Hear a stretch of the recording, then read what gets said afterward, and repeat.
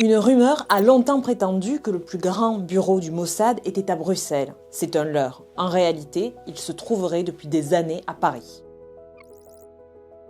Ces derniers mois, les tensions diplomatiques entre Paris et Tel Aviv s'aggravent, mais malgré ces tensions, la DGSE et le Mossad continuent d'être main dans la main. Les deux services s'entendent particulièrement sur deux sujets, le contre-terrorisme et la prolifération nucléaire, notamment sur le dossier iranien.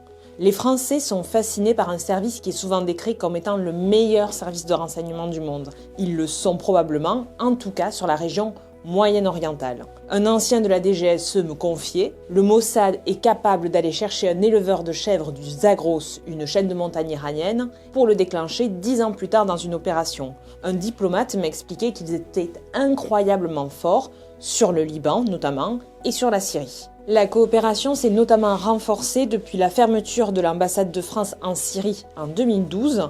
Depuis, la France s'appuie beaucoup sur le Mossad pour avoir des informations, notamment sur le sud du pays. C'était très utile au fait de la puissance de l'État islamique. Mais le Mossad a aussi beaucoup d'intérêt à parler avec la DGSE, notamment parce que ça lui permet de ne pas être dans un tête-à-tête avec les Américains, avec la CIA. Et puis parce que la DGSE a ses propres compétences très appréciées.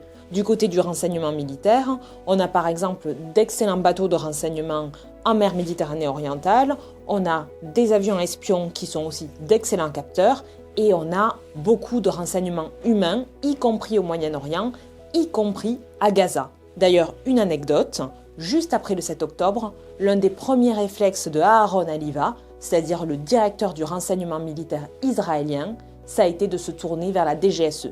Il a pris un avion pour Paris, et il est allé toquer à la porte de Nicolas Lerner, le directeur du renseignement français. Mon enquête sur les coulisses des relations entre la DGSE et le Mossad est à retrouver sur le site de l'Express.